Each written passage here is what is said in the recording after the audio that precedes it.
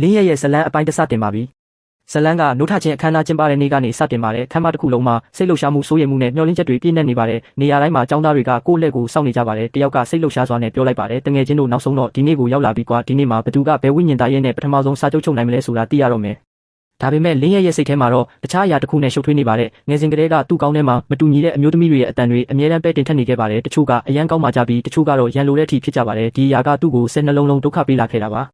ကျညာသူကအတန်ကျဲကျဲနဲ့ခေါ်လိုက်ပါတယ်လင်းရဲ့ကျေးဇူးပြုပြီးနိုးထချင်းကြောက်တုံးပေါ်ကိုလက်တင်ပေးပါလင်းရဲ့ကစိတ်ထဲမှာတွေးလိုက်ပါတယ်ဖြစ်ရမယ့်အရာကဖြစ်လာမှာပဲကံကြမ္မာရေးထားတာကိုဘယ်သူမှရှောင်လွှဲလို့မရဘူးပြီးတော့သူကလက်ကိုနိုးထချင်းကြောက်တုံးပေါ်တင်လိုက်ပါတယ်ခဏကြာတဲ့အထိဘာမှမဖြစ်လာပါဘူးလူအုပ်ထဲမှာတီးတိုးတန်တွေပြန့်နှံ့လာပါတယ်ဘာဖြစ်တာလဲဘာလို့လှုပ်ရှားမှုတစ်ခုမှမရှိတာလဲလင်းရဲ့နိုးထမှုမအောင်မြင်တာများလာ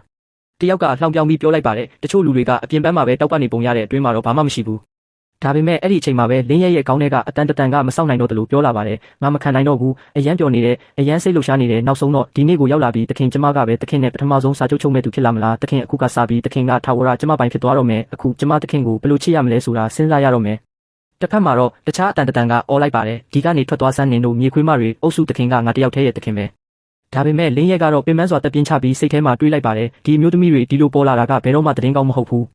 ရုတ်တရက်ရောင်စုံ9ယောက်ရှိတဲ့ကြီးမားလာတဲ့အလင်းတိုင်ကြီးတစ်ခုကကောင်းကင်ထိထိုးတက်သွားပါတယ်ခမ်းမတစ်ခုလုံးအံ့အားသင့်သွားပါတယ်တယောက်ကအော်လိုက်ပါတယ်ဒါဘာဖြစ်နေတာလဲရောင်စုံ9ယောက်အလင်းတိုင်ကြီးပါလားဒါက SSS အဆင့်နိုးထားမှုကြီးပဲလူအုပ်ထဲမှာအုပ်အော်တောင်းနေဖြစ်သွားပါတယ် SSS အဆင့်လားငါတို့เจ้าမှာ SSS အဆင့်ရလာတဲ့သူရှိတယ်တဲ့ငါတီတာပဲဒီကောင်ကဒီလောက်တာမှန်ဖြစ်နေနိုင်မှာမဟုတ်ဘူးတယောက်ကအံ့ဩစွာနဲ့ဆက်ပြောပါတယ်ရှန်ရှားအင်ပါယာတစ်ခုလုံးမှာတော့ SSS အဆင့်နိုးထားမှုဆိုတာလက်ချိုးရည်လို့ရတဲ့အထိနေတယ်အလင်းတိုင်ကြီးရဲ့အလဲဘဟိုကနေအမီကိုချောင်းပါတဲ့နတ်ဖျားမြေခွေးတစ်ကောင်ပေါ်ထွက်လာပါတယ်ပြီးတော့ရုတ်တရက်သူ့ရဲ့အတွင်ပြင်ကပြောင်းလဲသွားပြီးအဲ့ဒီနေရာမှာအလွန်လှပတဲ့မိန်းကလေးတစ်ယောက်ရက်နေပါတယ်လူအုပ်ကြီးရဲ့အသက်ရှူတန်တွေတောင်ရက်သွားတယ်လို့ဖြစ်ကုန်ပါတယ်တယောက်ကတိုးတိုးလေးပြောလိုက်ပါတယ်ဒါကဒနာရီလာအမီကိုချောင်းကောင်းကင်မြေခွေးပဲနိုးထားတာနဲ့တင်အတွင်ပြောင်းနိုင်နေပြီးဒီလောက်တောင်လှတာလားငါကမိန်းကလေးတစ်ယောက်ဖြစ်တာတောင်ရင်ခုန်လာပြီမြေခွေးမလေးကလင်းရက်စီပြေးလာရင်ပြောလိုက်ပါတယ်တခင်နောက်ဆုံးတော့ကျမတခင်ကိုတွေ့ရပြီးတခင်ကျမတခင်ကိုအယမ်းလွှမ်းနေခဲ့တာပြီးတော့လင်းရက်ကိုတင်းတင်းကြပ်ကြပ်ဖက်လိုက်ပါတယ်လူအုပ်ထဲကတယောက်ကရှက်ရွံ့စွာနဲ့ပြောလိုက်ပါတယ်တားရည်နည်းနည်းတော့ပတ်ဝန်းကျင်ကိုဂရုစိုက်ပါဦးဒါပေမဲ့တယောက်ကတော့တီးတိုးပြောပါတယ်ဒါကဘလို့ဝိညာဉ်သားရဲ့မျိုးလဲဒါကလုံးဝကိုအရန်လှတဲ့မိန်းကလေးတယောက်လိုပဲငါလဲဒီလိုလှတဲ့မယားငယ်လေးတယောက်ကငါ့ကိုဖက်ပေးစေချင်တယ်မြေခွေးမလေးကဒေါသတကြီးနဲ့အော်လိုက်ပါတယ်အရင်ဆုံးအားလုံးဒီကနေထွက်သွားကြစမ်းပြီးတော့လူအုပ်ဘက်ကိုလက်ညှိုးထိုးပြီးဆက်ပြောပါတယ်နင်တို့ကောင်တွေငါတခင်ကိုဝိုင်းကြည့်ဖို့တတိရှိတယ်ပေါ့လင်းရက်ကထိတ်လန့်စွာနဲ့မေးလိုက်ပါတယ်နင်ဒီလူတွေအားလုံးကိုဘာလုပ်လိုက်တာလဲသူမကဂုံယူစွာနဲ့ပြန်ဖြေပါတယ်ဘာမှမလုပ်ပါဘူးတခင်သူတို့ရဲ့အတန်တွေကိုခဏလောက်တိတ်သွားအောင်လုပ်လိုက်တာပါတခင်စိတ်ချပါကျမရှိနေတဲ့၍ဘယ်သူမှတခင်ကိုထိခိုက်အောင်မလုပ်နိုင်ဘူးကျမကတခင်ကိုအမြဲတမ်းကောင်းကောင်းကာကွယ်ပေးမယ်ပြီးတော့တခင်ကိုအမြဲတမ်းကျမအနားမှာပဲထားမယ်လင်းရက်ကစိတ်ကိုထိန်ပြီးဖြည်းဖြည်းပြောလိုက်ပါတယ်ငါတို့အရင်ဆုံးအောက်ကိုဆင်းလို့ရမလားဒီလောက်လူများတဲ့နေရာမှာမတင်တော့ဘူးမြေခွေးမလေးကသူ့စကားကိုမကြားသလိုနေပြီးပြောလိုက်ပါတယ်ဒီလူတွေကအရန်ဆူညံ့နေတယ်ငါတို့ကိုမနှောက်ယှက်နိုင်အောင်သူတို့အားလုံးကိုတက်ပစ်လိုက်ရင်မကောင်းဘူးလားဒါဆိုဘယ်သူမှကျမတို့ကိုလာမနှောက်ယှက်တော့ဘူးလင်းရက်ကတင်းတင်းကြပ်ကြပ်တားလိုက်ပါတယ်လုံးဝမရဘူးသူတို့အားလုံးကငါအတန်းဖော်တွေနဲ့ဆရာတွေနင်းစိတ်ရှိတိုင်းလုပ်လို့မရဘူးသူမကအပြစ်ကင်းတယ်လို့ပြောပါတယ်ဒါပေမဲ့တခင်ဒီလူတွေတခင်ကိုကြည့်တဲ့ပုံစံကိုကျမလုံးဝမကြိုက်ဘူးအထူးသဖြင့်တခင်ကိုအမြဲတမ်းကြည့်နေတဲ့အမျိုးသမီးတွေကိုပေါ့အရန်စိတ်တူတယ်သူတို့ရဲ့မျက်လုံးတွေကိုတောင်ထုတ်ပစ်ချင်နေပြီလင်းရက်ကစူပူပြီးပြောလိုက်ပါတယ်စိတ်အေးအေးထားငါခွင့်ပြုချက်မရှိပဲဘသူ့ကိုမှထိခိုက်အောင်မလုပ်နဲ့မြေခွေးမလေးကမျက်နှာလေးဖောင်းပြီးပြောပါတယ်တခင်ကကျမကိုစူနေတယ်တခင်ကတခြားမျိုးသမီးတွေအတွက်ကျမကိုစူနေတယ်လင်းရက်ကအမြန်ရှင်းပြပါတယ်ငါနင့်ကိုစူနေတာမဟုတ်ဘူးအရာရာတိုင်းကိုတက်ဖြတ်ဖို့မလိုဘူးလို့ပြောနေတာနားလေလားသူမကနောက်ဆုံးတော့လက်ခံလိုက်ပါတယ်ကောင်းပါပြီတခင်ကပြောပြီးပြီဆိုတော့လောလောဆယ်သူတို့အားလုံးကိုချမ်းသာပေးလိုက်မယ်ဒါပေမဲ့တခင်ကကျမကိုဂရုပေးရမယ်နောက်ကစပြီးကျမတယောက်တည်းကိုပဲကြည့်ရမယ်ကျမတယောက်တည်းကိုပဲချစ်ရမယ်ကျမတယောက်တည်းနဲ့ပဲကောင်းကောင်းဆက်ဆံရမယ်မဟုတ်ရင်ကျမအရန်ဝမ်းထဲမှာကျမဝမ်းထဲသွားရင်ဘာလုပ်မိမလဲဆိုတာကျမကိုယ်တိုင်တော့မသိဘူးလူအုပ်ထဲကတယောက်ကတီးတိုးပြောလိုက်ပါတယ်ဒီမိန်းကလေးကတော့အကျင့်စာရိတ္တတောင်မသိတော့ဘူးအိမ်မွေးဝိညာဉ်သားရဲ့တကောင်ကကိုယ့်တခင်ကိုတောင်ပြန်ချင်းချောက်နေတယ်လင်းရက်ကတော့စိတ်ထဲမှာစိတ်ရှုပ်စွာနဲ့တွေးလိုက်ပါတယ်ဒါကဘလို့စာချုပ်ချုပ်ထားတဲ့တားရဲလဲငါကတခင်ထက်အစီခံနဲ့ပိုတူနေတယ်လို့ပဲကိုယ့်အတွက်အဖွားကြီးတယောက်ကိုမွေးထားမိတယ်လို့ဖြစ်နေပြီလင်းရက်ကဆက်ပြီးစိတ်ထဲမှာတွေးလိုက်ပါတယ်ငါသူ့ကိုဝိညာဉ်နေရတယ်ပြန်မပို့လိုက်တာဘာကြောင့်ပါလဲပြီးတော့မြေခွေးမလေးကိုမေးလိုက်ပါတယ်ငါနင့်ကိုဝိညာဉ်နေရတယ်ပြန်မပို့နိုင်ဘူးလားသူမကပြက်ပြက်သားသားညင်းလိုက်ပါတယ်မရဘူးကျမ16နှစ်တောင်ဆောင်ပြီးမှဒီနေ့တခင်ကိုတွေ့ရတာအခုလောက်နဲ့ခွဲခွာဖို့ကျမလက်မခံနိုင်ဘူးပြီးတော့တခင်ရင်ခွင်ကအရန်နှွေးတယ်အရန်တက်တောင့်တက်တာရှိတယ်ကျမအရန်ကြိုက်တယ်အဲ့ဒီအချိန်မှာကျောင်းအုပ်ကြီးကအလင်းအမြန်ရောက်လာပါတယ်ပျော်ရွှင်စွာနဲ့ပြောလိုက်ပါတယ်လင်းရဲ့ဂုံယူပါတယ် SSS အဆင့်နိုးထားမှုပါဒါကကျွန်တော်တို့တတိယယေရှုအထက်တန်းကျောင်းစတင်တည်ထောင်ခဲ့တဲ့အချိန်ကနေဒီနေ့ထိပထမဆုံး SSS အဆင့်ကိုပိုင်စာချုပ်ချုပ်နိုင်တဲ့ယေရှုရှိပဲမင်းကငါတို့ကျောင်းရဲ့နာမည်ကိုမြင့်တင်ပေးလိုက်ပြီးမင်းကငါတို့ကျောင်းရဲ့ဂုံယူစရာပဲလင်းရဲ့ကနှိမ့်ချစွာပြန်ဖြေပါတယ်ဒါကကံကောင်းသွားတာပါဒီလောက်ကြီးကျယ်တဲ့ကိစ္စမဟုတ်ပါဘူးမြေခွေးမလေးကစိတ်ဆိုးပြီးပြောလိုက်ပါတယ်အဖိုးကြီးလမ်းပိတ်ပြီးဘာလို့ရက်နေတာလဲ ပြီးတော့အခြေအနေကိုချက်ချင်းပြန်ပြင်ပြီးပြောလိုက်ပါတယ် OOSSS အဆင့်အလားအလာရှိတဲ့ကိုပိုင်စာချုပ်သားရဲကတကယ်ကိုထူးခြားတာပဲအသွင်ပြောင်းနိုင်ုံတင်မကဘူးတခင်အပေါ်လဲဒီလောက်တစ္ဆာရှိတယ်။ကျောင်းအုပ်ကြီးကမြေခွေးမလေးကိုမေးလိုက်ပါတယ်သမီးရေသမီးကိုဘယ်လိုခေါ်ရမလဲ။သူမကဂုံယူစွာနဲ့ပြန်ဖြေပါတယ်အဖိုးကြီးမှတ်ထားပါကျမနာမည်ကပိုင်ချူချီပါကျမတခင်ရဲ့အချစ်ဆုံးစားနီးပါ။လင်းရက်ကထိတ်လန့်ပြီးတားလိုက်ပါတယ်နင်ဘာရီလျှောက်ပြောနေတာလဲ။သူမကအပြစ်ကင်းတယ်လို့ပြန်ပြောပါတယ်ကျမလျှောက်ပြောနေတာမဟုတ်ဘူးတခင်ကအရင်ကတည်းကကျမပိုင်တာကျမကတခင်နဲ့လက်ထပ်မှာပဲ။ကျောင်းအုပ်ကြီးကရဲပြီးပြောလိုက်ပါတယ်ဒီကလေးမလေးကတကယ်ကိုရိုးရိုးသားသားပြောတတ်တာပဲပြီးတော့အတန်ကြဲကြဲနဲ့ပြောလိုက်ပါတယ်ကောင်းပြီအားလုံးတိတ်တိတ်နေကြပါနိုးထခြင်းအခမ်းအနားကိုဆက်လက်ကျင်းပမယ်ဒါပေမဲ့အဲ့ဒီအချိန်မှာတယောက်ရဲ့အတန်ထွက်လာပါတယ်ကျောင်းအုပ်ကြီးဒီအခမ်းအနားကတော့အခုဆက်လုပ်လို့ရတော့မယ်မထင်ဘူးနိုးထခြင်းကြောက်တုံးကပြတ်သွားပြီကျောင်းအုပ်ကြီးကချက်ချင်းအမိန့်ပေးလိုက်ပါတယ်အရန်ကြောက်တုံးကိုယူလာကြမြန်မြေခွေးမလေးကစိတ်လှုပ်ရှားစွာမေးလိုက်ပါတယ်တခင်အခုကျမတို့ဘယ်သွားကြမလဲလင်းရက်ကပြန်ဖြေပါတယ်အိမ်သူမကပျော်ရွှင်စွာပြောလိုက်ပါတယ်ကောင်းတယ်တခင်အိမ်ကအခုကစပြီးကျမအိမ်လည်းဖြစ်ပြီးအခုကစပြီးကျမတို့နေတိုင်းအတူတူနေလို့ရပြီအတူတူစားလို့ရမယ်အတူတူအိပ်လို့ရမယ်ပြီးတော့အတူတူလင်းရက်ကချက်ချင်းတားလိုက်ပါတယ်နေရှေ့ဆက်ပြီးမစင်းစားနဲ့ရှေ့ဆက်တွေးလိုက်တာနဲ့ဒုက္ခရောက်တော့မယ်သူမကစော့ကစားခြင်းတလို့ပြုံးပြီးပြောလိုက်ပါတယ်တခင်ရဲ့ဒီတုံ့ပြန်ပုံကအရန်ချစ်စရာကောင်းတာပဲလင်းရက်ကသွားကြိတ်ပြီးပြောလိုက်ပါတယ်အတိတ်ပဲမရှိတာတွေရက်တော့ငါနဲ့အတူအိမ်ကိုမြန်လိုက်ခဲ့ပြီးတော့ဆက်ပြောပါတယ်ဒါနဲ့နင်ကစာချုပ်ချုပ်ထားတဲ့တာရဲတကောင်ပဲနင်ကဝိညာဉ်နေရာထဲမှာနေရမှာမဟုတ်ဘူးလားသူမကပြက်ပြက်သားသားညင်းလိုက်ပါတယ်မရဘူးအဲ့ဒီအေးဆက်နေရာထဲမှာကျမလုံးဝမနေချင်ဘူးကျမကတခင်နဲ့အတူပဲနေချင်တယ်တခင်အိမ်မှာပဲအိမ်မယ်လမ်းမှာသူတို့နှစ်ယောက်ကိုလူတွေကရက်ပြီးကြည့်နေကြပါတယ်တယောက်ကတီးတိုးပြောလိုက်ပါတယ်ဒါကရုပ်ဖြတ်ထားတာလားဒီလောက်လာတဲ့မိန်းကလေးကနာမည်ကြီးတယောက်လိုပဲသူ့ကောင်းပေါ်ကနိုင်ရွက်တွေကအစ်စ်လားလှုပ်တောင်လုပ်နေတယ်တယောက်ကဆက်ပြောပါတယ်နောက်ကကောင်လေးကလည်းအရန်ချောတယ်သူတို့နှစ်ယောက်ကတကယ်လိုက်ဖက်တဲ့အတွက်ပဲမြေခွေးမလေးကပျော်ရွှင်စွာပြောလိုက်ပါတယ်တခင်ကြားတယ်မလားလူတွေကကျမတို့နှစ်ယောက်အရန်လိုက်ဖက်တယ်လို့ပြောနေကြတယ်လင်းရက်ကစိတ်ရှုပ်စွာပြန်ပြောပါတယ်အတိတ်ပဲမရှိတာတွေမပြောနဲ့ငါနဲ့အတူအိမ်ကိုမြန်လာအိမ်ရောက်တဲ့အခါမြေခွေးမလေးကအခန်းတိုင်းကိုလိုက်လံကြည့်ရှုရင်းပြောပါတယ်အခုကစပြီးဒီနေရာမှာကျမရဲ့နေရာလည်းရှိပြီလင်းရက်ကအာဩစွာစိတ်ထဲမှာတွေးလိုက်ပါတယ်သူကဒီအိမ်ကိုငါထက်တောင်ပိုရင်းနှီးနေတယ်လို့ပဲပြီးတော့အခန်းထဲကအနံ့ကိုရှူပြီးပြောလိုက်ပါတယ်တခင်ခန်းထဲကအနံ့ကအရန်ကောင်းတာပဲလင်းရက်ကပင်ပန်းစွာစိတ်ထဲမှာတွေးလိုက်ပါတယ်ဒီကောင်မလေးကိုငါဘယ်လိုလုပ်ရပါမလဲသူမကအနားကိုလာပြီးပြောလိုက်ပါတယ်တခင်ဒီဘက်လာပါဦးလင်းရက်ကတင်းတင်းကြပ်ကြပ်ပြောလိုက်ပါတယ်တေးသေးချာချာထိုင်ခုကစားချိန်မဟုတ်ဘူးငါနင့်ကိုအရေးကြီးတဲ့အရာတွေမေးစရာရှိတယ်မြေခွေးမလေးကချက်ချင်းသဘောတူလိုက်ပါတယ်ကောင်းပါပြီတခင်မေးချင်တာမေးပါကျမဘာမှဖုံးကွယ်ထားမှာမဟုတ်ဘူးအကုန်လုံးပြောပြမယ်လင်းရက်ကပထမဆုံးမေးခွန်းကိုမေးလိုက်ပါတယ်ပထမဆုံးမေးမယ်နင်ကတကယ်တော့ဘာတူလဲသူမကတိုက်ရိုက်ပြန်ဖြေပါတယ်ကျမကတခင်ရဲ့ကိုပိုင်စာချုပ်သားရဲလေးတခင်မသိဘူးလားလင်းရက်ကရှင်းပြလိုက်ပါတယ်နင်ကငါရဲ့ကိုပိုင်စာချုပ်သားရဲဆိုတာငါသိတယ်ငါမေးတာကနင့်ရဲ့မူလစစ်မြစ်အကြောင်းနင်ပြောတာအရာနင်ကငါခန္ဓာကိုယ်ထဲမှာ18နှစ်တောင်ရှိနေခဲ့တာဆိုတော့တကယ်တော့ဘယ်အချိန်မှာဘလို့လုပ်ပြီးငါအထဲကိုဝင်လာတာလဲ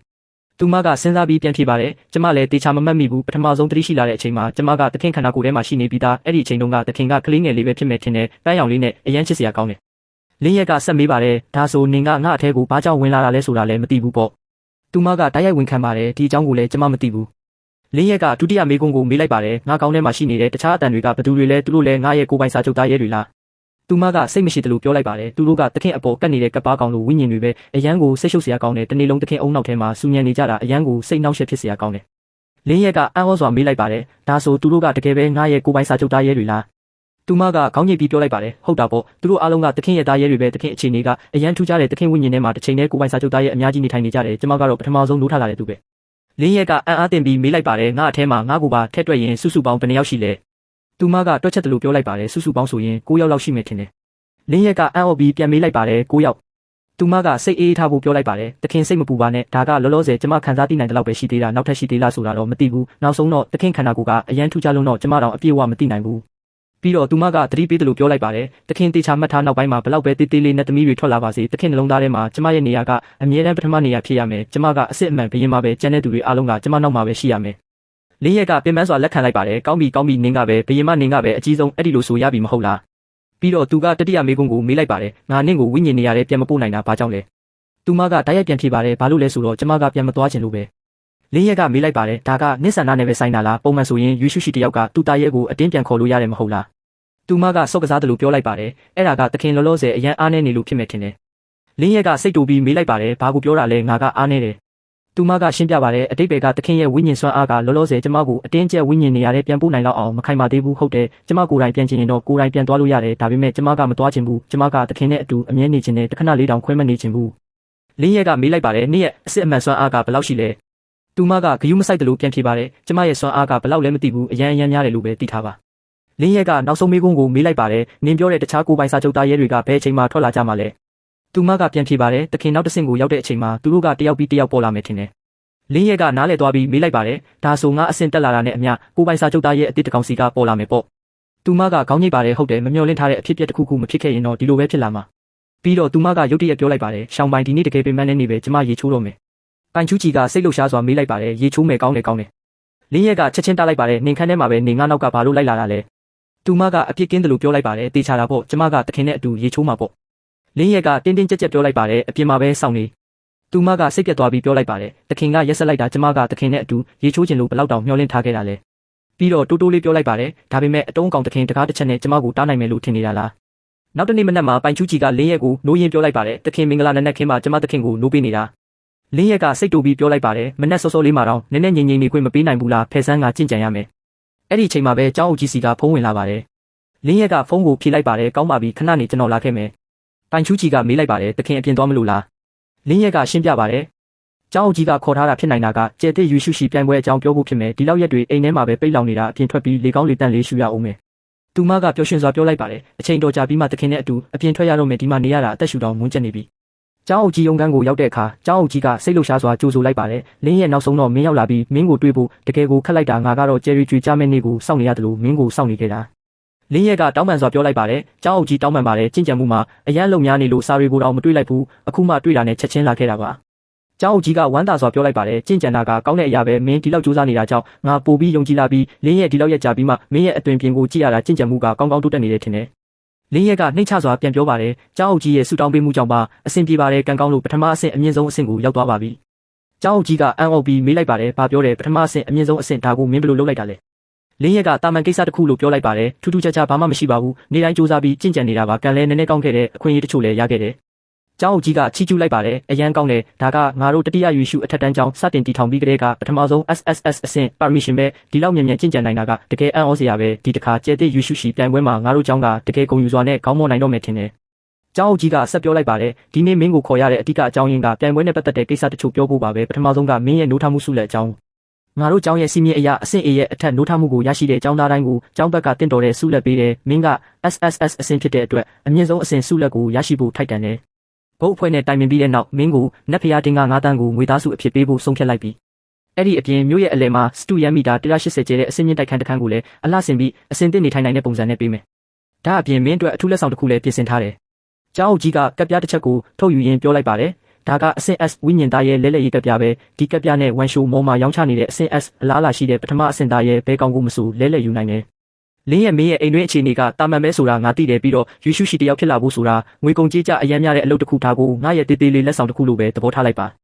မင်းလိုပါရမီရှင်တယောက်ကငွေကြေးမလုံလောက်တာကြောင့်အရေးချင်းတွေပျောက်ကွယ်မသွားသင့်ဘူးလင်းရဲ့ကအာနာစွာပြောလိုက်ပါတယ်ကျောင်းအုပ်ကြီးဒါကနည်းနည်းများလုံးလည်းမဟုတ်ဘူးလားကျောင်းအုပ်ကြီးကလက်ခပြီးပြောလိုက်ပါတယ်များတာနဲတာဘာရှိလို့လဲမင်းကငါတို့ကျောင်းရဲ့ဂုဏ်ယူစရာပဲကျန်းဟိုင်မျိုးရဲ့ဂုဏ်ယူစရာလည်းဖြစ်တယ်ဒီလောက်လေးကဘာမှမဟုတ်ဘူး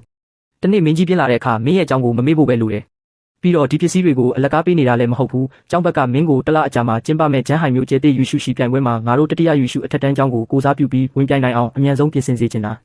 ာလင်းရက်ကမေးလိုက်ပါတယ်ကျဲတဲ့ယူရှုရှိပြိုင်ပွဲကျောင်းအုပ်ကြီးကရှင်းပြလိုက်ပါတယ်ဟုတ်တယ်ဒါကငါတို့ကျန်းဟိုင်မျိုးရဲ့နှစ်စဉ်ကျင်းပတဲ့အကြီးမားဆုံးပွဲပဲမျိုးတွေကအထက်တန်းကျောင်းအားလုံးရဲ့ထူးချွန်တဲ့ကျောင်းသားတွေပါဝင်ကြတယ်ပြိုင်ပွဲကအရန်ပြင်းထန်တယ်ပြီးခဲ့တဲ့နှစ်တွေကချန်ပီယံဆုကိုတော့အများအားဖြင့်ပထမယူရှုအထက်တန်းကျောင်းနဲ့ဒုတိယယူရှုအထက်တန်းကျောင်းတို့ကပဲရရှိခဲ့ကြတယ်ငါတို့တတိယကျောင်းကတော့အမြဲတမ်းဒုတိယနေရာနဲ့ပဲကျင်းနေခဲ့ရတယ်ဒီတစ်ခါတော့ငါတို့တတိယကျောင်းအနေနဲ့ချန်ပီယံဖြစ်လာနိုင်မဲ့အခွင့်အရေးရှိလာပြီထင်တယ်ကျောင်းကမင်းပေါ်မျှော်လင့်ချက်အများကြီးထားတယ်လင်းရဲ့မင်းစိတ်ဝင်စားလားလင်းရဲ့ကသဘောတူကျောင်းပြောလိုက်ပါတယ်နားလည်ပါပြီကျောင်းအုပ်ကြီးကျွန်တော်အကောင်းဆုံးစူးစမ်းပါမယ်ကျောင်းအုပ်ကြီးကစိတ်သက်သာရရတယ်လို့တပြင်းချပြီးပြောလိုက်ပါတယ်အရန်ကောင်းတယ်မင်းဒီလိုပြောလိုက်တာနဲ့ငါစိတ်ချသွားပြီမင်းရဲ့အရေးချင်းနဲ့အလားအလာကိုကြည့်ရင်မမျှော်လင့်ထားတဲ့အဖြစ်အပျက်တစ်ခုခုမဖြစ်ခဲ့ရင်ချန်ပီယံဆုကမင်းအတွက်ပဲဖြစ်တဲ့နယ်ဒါပေမဲ့ပေါ်ဆလို့တော့မရဘူး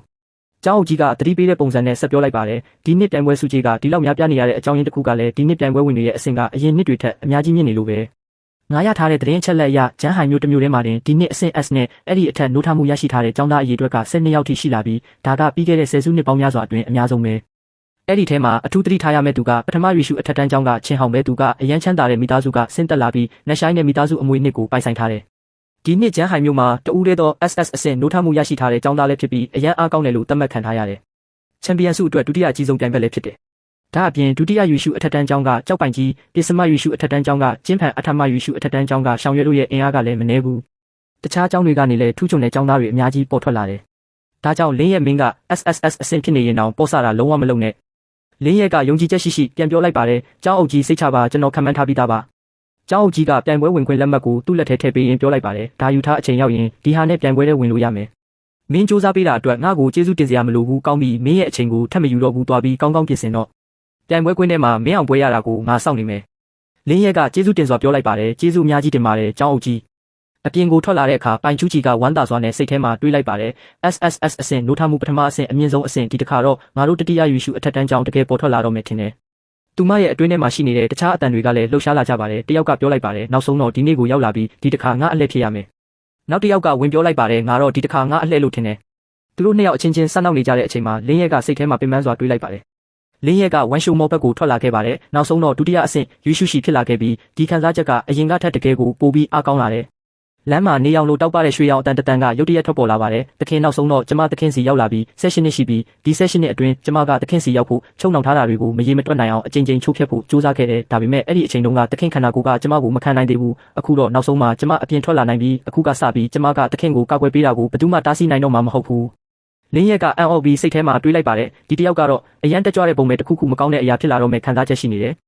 အတန်ကဆက်ပြောလာပါတယ်မဟုတ်သေးဘူးဒါကမလုံလောက်သေးဘူးတခင်တိလားကျမဒီခိုက်တန်းကိုစောင့်ရင်ဘယ်လောက်ကြာအောင်နေခဲ့ရလဲဆိုတာ16နှလုံးနေ့ရက်ပေါင်း6600ရက်လုံးညတွေနဲ့နေ့တွေရဲ့အချိန်တိုင်းမှာကျမရဲ့နှလုံးခုန်တန်တိုင်းကတခင်အကြောင်းပဲစဉ်းစားနေခဲ့တာတခင်ကကျမတယောက်တည်းရဲ့တခင်ပါလင်းရက်ကထိတ်လန့်စွာစိတ်ထဲမှာတွေးလိုက်ပါတယ်ဒါကတော့နောက်ထပ်ကလုံးနဲ့တယောက်ပဲပိုင်ချူချီထက်တောင်ပိုဆိုးမဲ့ပုံရတယ်သူကမေးလိုက်ပါတယ်ကောင်းပြီနင့်နာမည်ကဂျီနီယာမဟုတ်လားနည်းနည်းငြိမ်ငြိမ်နေအေးအေးဆေးဆေးစကားပြောကြရအောင်ခဏလောက်ငါ့ကိုလွှတ်ပေးလို့ရမလားသူမကပြက်ပြက်သားသားညင်းလိုက်ပါတယ်မလွတ်ဘူး16နှစ်ဆောင်ပြီးမှဒီခိုက်တန်းကိုရလာတာအခုဘယ်လိုလုပ်လွတ်နိုင်မှာလဲပြီးတော့တခင်ကအခုလေးတင်ကျမကိုဒီလောက်တောင်ရိုင်းရိုင်းခေါ်လိုက်တယ်ကျမလုံးဝမကြိုက်ဘူးလင်းရက်ကမေးလိုက်ပါတယ်ဒါဆိုငါနင့်ကိုဘယ်လိုခေါ်ရမလဲသူမကပြန်ဖြေပါတယ်ရှားလို့ခေါ်ပါဒါမှမဟုတ်ဘာဝါလို့ခေါ်ပါလင်းရက်ကဆုံးဖြတ်လိုက်ပါတယ်ကောင်းပြီဒါဆိုငါနင့်ကိုရှားလို့ပဲခေါ်မယ်အဲ့ဒီအချိန်မှာပိုင်ချူချီကဒေါသတကြီးអော်လိုက်ပါတယ်ဟေးနေရှက်မရှိတဲ့အနီရောင်ငှက်မနင်ဘာလုပ်နေတာလဲရှားကလည်းစိတ်ဆိုးစွာပြန်ပြောလိုက်ပါတယ်နင်နဲ့ဘာဆိုင်လို့လဲမြေခွေးမလေးကအားပြင်းတဲ့အတန်နဲ့ပြောလိုက်ပါတယ်အနီရောင်ငှက်နေရင်ကျေးမှုမရှိဘူးလားအရင်တုန်းကနင်ကအညံ့စားနီးလန်းနဲ့ငါရဲ့အာယုံခံစားမှုတွေကိုပိတ်ထားခဲ့လို့ငါတခင်ကိုတလားနီးပါးတော့မမြင်နိုင်ခဲ့ဘူးဒီအကျွေးကိုငါအခုထိမရှင်းရသေးဘူးရှားကလှောင်ပြောင်ပြီးပြန်ပြောလိုက်ပါတယ်ကောင်းတယ်ဒီနေ့အကျွေးဟောင်းနဲ့အကျွေးတစ်ကိုတခါတည်းရှင်းလိုက်ရအောင်ပိုင်ချူချီကစိန်ခေါ်လိုက်ပါတယ်ငါလည်းနင်အနီရောင်ငှက်မကဘလောက်တောင်တော်လဲဆိုတာကြည့်ချင်တယ်လင်းရက်ကသူတို့နှစ်ယောက်ကြားဝင်တာပြီးပြောလိုက်ပါတယ်တော်ကြတော့တွေ့တာနဲ့ချက်ချင်းရန်ဖြစ်ကြတယ်ဒါကဘလို့ပုံစံလဲပထမဆုံးအနေနဲ့နင်တို့နှစ်ယောက်လုံးကငါရဲ့ကိုပိုင်စာချုပ်သားရဲတွေငါအတွက်နင်တို့နှစ်ယောက်လုံးကတူတူအရေးကြီးတယ်ဘယ်သူကအမြင့်ဘယ်သူကအနှိမ့်ဆိုတာမရှိဘူးဒီလောက်တေးသေးလေးအတွက်ရန်ဖြစ်เสียမလို့ဘူးရှားကချက်ချင်းပြန်ပြောလိုက်ပါတယ်ဒါကတေးသေးလေးကိစ္စမဟုတ်ဘူးအခုကစပြီးငါတို့အားလုံးကမိသားစုတစ်ခုလည်းဖြစ်ပြီပိုင်ချူချီကလှောင်ပြောင်ပြီးပြောလိုက်ပါတယ်သူနဲ့မိသားစုအနီရောင်ငှက်ရည်ဒီတလားလုံးတခင်နဲ့အတူနေခဲ့တာကိုနင်းသိတောင်သိရလားငါနဲ့တခင်ကြားကဆက်ဆံရေးကနင်လိုအခုမှရောက်လာတဲ့သူထက်အများကြီးပိုနဲ့ဆိုင်တယ်ရှားကဒေါသကြီးမေးလိုက်ပါတယ်တခင်သူပြောတာတကယ်လားပိုင်ချူချီကအရှက်မရှိစွာပြောလိုက်ပါတယ်အမှန်ပဲငါနဲ့တခင်ကအရန်ကိုလိုက်ဖက်တဲ့အတွက်ဒီကိစ္စကိုနင်ကကန့်ကွက်เสียဘာခွင့်ရေးရှိလို့လဲလင်းရက်ကပင်ပန်းစွာပြောလိုက်ပါတယ်တော်ကြတော့ငါရံမဖြစ်နဲ့လို့ပြောထားတယ်မဟုတ်လားခဏကြာအချင်းချင်းစကားများပြီးတဲ့နောက်သူကနှစ်ယောက်စလုံးကိုစိတ်ရှိရှိနဲ့ဖြောင်းဖြလိုက်ပါတယ်နားလည်ပြီးနင်တို့နှစ်ယောက်ကြားမှာမတည့်တာရှိတယ်ဒါပေမဲ့ရှားကအခုမှရောက်လာတာနဲ့နင်တို့နှစ်ယောက်ဒီလိုတိုက်ခိုက်နေတာကမကောင်းဘူးဒီလိုဆုံးဖြတ်ကြမယ်ဒီနေ့ကစပြီးငါနင်တို့နှစ်ယောက်ရဲ့အပြုအမူကိုစောင့်ကြည့်မယ်ဘသူကပိုနားလေတက်ပြီးပိုပူးပေါင်းဆောင်ရွက်နိုင်လဲဆိုတာပေါ်မူတည်ပြီးငါနှလုံးသားထဲမှာသူ့နေရာကပိုမြင့်လာမယ်အပြန်လန်အနေနဲ့အမြဲတမ်းရန်ဖြစ်နေတဲ့သူကိုတော့ငါလစ်လူရှုဖို့တိုးဆုံမှာမဟုတ်ဘူးဘိုင်ချူချီကချက်ချင်းသဘောတူပြီးပြောလိုက်တယ်တခင်စိတ်ချပါကျမတေချာပေါက်ကောင်းကောင်းနေပါမယ်အဲ့ဒီအနီရောင်ငှက်ထက်အစတရာပိုနားလေတက်အောင်ပြသပါမယ်ရှယ်ယာလည်းသဘောတူလိုက်တယ်တခင်စိတ်ချပါဘသူကတခင်အတွက်တကယ်ထိုက်တန်လဲဆိုတာကျမပြသပါမယ်လင်းရက်ကစိတ်ကြည်နဲ့စွာစိတ်ထဲမှာတွေးလိုက်တယ်ငါကတကယ်ညံကြီးရှင်ပဲဒီလောက်ကြီးတဲ့ရံပွဲကိုဒီလောက်လွယ်လွယ်နဲ့ဖြေရှင်းနိုင်ခဲ့တယ်ဈေးဝယ်စင်တာထဲရောက်တဲ့အခါဝန်ထမ်းတစ်ယောက်ကကြိုဆိုပြီးပြောလိုက်တယ်ကြိုဆိုပါတယ်နှစ်ယောက်စလုံးကိုဘာများကူညီပေးရမလဲခင်ဗျာလင်းရဲကပြောလိုက်တယ် S အဆင့်အလားလာရှိတဲ့တားရဲတွေကိုကြည့်ချင်တယ်ဝန်ထမ်းကလမ်းပြရင်းပြောတယ်ဟုတ်ကဲ့ကျွန်တော်နောက်လိုက်ခဲ့ပါ S အဆင့်အလားလာရှိတားရဲအပိုင်းကပေးစာမှတ်ထပ်မှာရှိပါတယ်ရောက်တဲ့အခါဝန်ထမ်းကပြောတယ်ဆရာဒီနေရာကကျွန်တော်တို့ရဲ့ S အဆင့်အလားလာရှိတားရဲအပိုင်းမှာလက်ရှိမှာ S အဆင့်အလားလာရှိတားရဲ12ကောင်ရောင်းချဖို့ရှိပါတယ်အားလုံးရဲ့အရေးသွေးကိုအပြည့်အဝအာမခံပါတယ်ဒီကောင်ကိုကြည့်ပါဒါကလျှက်စီးကြတစ်ပါ S အဆင့်အလားလာရှိပြီးအမြန်နှုန်းနဲ့လျှက်စီးတိုက်ခိုက်မှုမှာကျွမ်းကျင်ပါတယ်သူ့ရဲ့အမြန်နှုန်းကအဆင့်တူတားရဲတွေထဲမှာအမြင့်ဆုံးလို့သတ်မှတ်ခံထားရပါတယ်အဖွဲလိုက်တိုက်ပွဲမှာရောတယောက်ချင်းတိုက်ပွဲမှာပါအလွန်အသုံးဝင်ပါတယ်ဘိုင်ချူချီကချက်ချင်းလှောင်ပြောင်လိုက်တယ်ကြောင်တေးသေးလေးတစ်ကောင်ကတော့တခင်းရှိမှအထာထောင်ရဲတယ်ပေါ့ဝန်ထမ်းကထိတ်လန့်ပြီးမေးလိုက်တယ်ဒါကဘာဖြစ်သွားတာလဲရုတ်တရက်ကြီးဘာဖြစ်တာပါလဲဘိုင်ချူချီကအေးဆေးစွာပြန်ဖြေတယ်ဘာမှမဖြစ်ပါဘူးဒါကနည်းနည်းရိုင်းနေတာတွေ့လို့ပါတခင်းရှိမှယဉ်ကျေးအောင်နည်းနည်းတင်ပေးလိုက်တာပါဝန်ထမ်းကစိုးရိမ်စွာပြောတယ်ဒါကကျမကြီးနည်းနည်းမကောင်းတာဖြစ်နိုင်ပါတယ်နောက်တစ်ကောင်ကြည့်ကြရအောင်ရှေ့ဆက်သွားရင်ဝန်ထမ်းကပြောတယ် ဒါကတော့အေးခဲနဂါကင်းမီကောက်ပါရှားပါတဲ့ရေခဲနဂါသွေးမျိုးရိုးကိုပိုင်ဆိုင်ထားပါတယ်တိုက်ခိုက်နိုင်စွမ်းနဲ့ကောက်ကွယ်နိုင်စွမ်းနှစ်မျိုးစလုံးမှာအလွန်ကောင်းပါတယ်ဘိုင်ချူချီကအလဲကနေဝင်ပြောတယ်ဒီသားရဲတွေအားလုံးနည်းနည်းပင်ပန်းနေကြတယ်လို့ပဲကျမတို့ကိုယ်တိုင်လှည့်ပတ်ကြည့်ရင်မကောင်းဘူးလားဝန်ထမ်းကသဘောတူလိုက်တယ်ဟုတ်ကဲ့ရပါတယ်ဘာလို့အပ်တာရှိရင်ကျွန်တော်ကိုခေါ်လိုက်ပါကျွန်တော်ရှောင်းပိုင်ပါလင်းရဲကဘိုင်ချူချီကိုတိတ်တိတ်လေးစိတ်တူပြီးပြောလိုက်တယ်မင်းနည်းနည်းထိတ်လို့မရဘူးလားဒီလိုလုပ်နေရင်ငါကသားရဲရွေးလို့တော့မရတော့ဘူးဘိုင်ချူချီကရှင်းပြတယ်တခင်ကဒီလိုညံ့တဲ့သားရဲတွေကိုဘာလို့လုပ်မှလဲပြီးတော့အပျော်သဘောနဲ့မေးလိုက်တယ်တခင်ကျမချစ်စရာကောင်းတယ်မဟုတ်လားအဲ့ဒီနောက်သူ့ရုပ်သွင်းကိုကိုယ်တိုင်ပြောင်းပြီးနောက်ထပ်အသွင်တစ်မျိုးပြလိုက်တယ်လင်းရဲကအန်အော်ပြီးမေးလိုက်တယ်ဟာမင်းမဒီအသွင်လဲရှိတာလားအရင်ကဘာလို့မပြောတာလဲသူမကစော့ပြောလိုက်တယ်ကျမအရင်ကတည်းကဒီအသွင်ကိုပြခဲ့ရင်မင်းညကတခင်ကတော့လင်းရဲကချက်ချင်းထပ်ပြောလိုက်တယ်မင်းညကကိစ္စမပြောနဲ့သူမကစော့စော့ရှွတ်ရှွတ်နဲ့မေးတယ်ဘာလို့မပြောရမှာလဲကျမတို့မင်းညကအရန်သဘောကျတာပဲလင်းရဲကဆွဲဆန့်ပြောလိုက်တယ်တော်တော့အရန်နောက်ပြောင်တာမကောင်းဘူးအားနေရင်ငါအတွက်တားရဲကောင်းတစ်ကောင်ရှာပေးတာပိုကောင်းမယ်သူမကခေါင်းညှိလိုက်တယ်ကောင်းပါပြီတခင်ကဒီလိုပြောမှတော့ကျမလည်းစိတ်မပါပေမဲ့တားရဲတစ်ကောင်ရွေးပေးလိုက်မယ်ဘိုင်ချူချီကတေချာကြည့်ပြီးပြောလိုက်တယ်တခင်ဒီလျက်စီးကြားတစ်ကိုကြည့်ပါသူ့သွေးမျိုးရိုးကအရန်မတန်ဘူးအခြေခံလျက်စီးစွမ်းအားကိုတော့ကောင်းကောင်းမစုစည်းနိုင်ဘူးဒါကအရန်ညံ့နဲ့ချိုးယွင်းနေတဲ့နမူနာတစ်ကောင်ပဲအဲ့ဒီအေးခဲနဂါကင်းမီကောက်ကပိုတောင်ဆိုးတယ်ပြောရရင်ရေခဲနဂါသွေးမျိုးရိုးရှိတယ်ဆိုပေမဲ့တကယ်တော့အရန်ပါလွန်းတယ်နဂါလိုကြောက်စရာကောင်းတဲ့အချိန်ဝါတော့မပေးနိုင်ဘူးနဂါသွေးနည်းနည်းပါတဲ့အိမ်ညောင်မျိုးဆက်တစ်ကောင်ပဲတခင်အတွက်လုံးဝမတန်ဘူးအဲ့ဒီဘေးကချော်ရီအခွန်မလိတ်ကလည်းအရန်လေးပြီးနှေးတယ်ကာကွယ်နိုင်စွမ်းကတော့တင့်တယ်ဒါပေမဲ့လှုပ်ရှားတာကခရုလိုနေတယ်တိုက်ပွဲထဲမှာဆိုလမ်းလျှောက်နေတဲ့တစ်မှတ်တစ်ခုဖြစ်သွားလိမ့်မယ်လင်းရဲကအန်အော်ပြီးမေးလိုက်တယ်မင်းဒီယာတွေအားလုံးကိုဘယ်လိုသိတာလဲသူမကဂုံယူစွာပြန်ဖြေတယ်ဒါပေါ့ကျမကအမီကိုချောင်းနှက်မြေခွေးလေးဒီအစစ်နှိမ်မျိုးစိတ်တွေရဲ့အစစ်အမှန်ကိုတစ်ချက်ကြည့်ုံနဲ့သိနိုင်တယ်ဒီကောင်တွေကပြောရရင် S အဆင့်အလားအလာရှိတဲ့တားရဲတွေပဲဒါပေမဲ့တကယ်တော့မျိုးဆက်ထားတဲ့မတန်တဲ့သွေးမျိုးရိုးတွေပဲတကယ်တန့်စင်တဲ့သွေးမျိုးရိုးရှိ S အဆင့်တားရဲကဒီလောက်လွယ်လွယ်နဲ့လှောင်အိမ်ထဲမှာပိတ်လောင်ခံပြီးရောင်းချခံနေရမလားလင်းရဲကမေးလိုက်တယ်ဒါဆိုဒီမှာမင်းမြင်တဲ့အဆင်ပြေတဲ့ကောင်တစ်ကောင်မှမရှိဘူးပေါ့သူမကစဉ်းစားပြီးပြန်ဖြေတယ်အဲ့ဒီလိုလည်းမဟုတ်ပါဘူးအစိုးရကအကောင်းဆုံးကိုပဲရွေးရမယ်ဆိုရင်နည်းနည်းအဆင်ပြေတဲ့တစ်ကောင်တော့ရှိတယ်လင်းရဲကမေးတယ်ဘယ်ကောင်လဲသူမကလက်ညှိုးထိုးပြီးပြောလိုက်တယ်ဟိုကောင်ဒီကောင်မှာတတိတောင်ရှိတယ်ပြီးတော့ပြောလိုက်တယ်ဒါကရှောက်ဖန်ဝင်ပလွေပါတခင်အမြင်ကတကယ်ကောင်းတယ်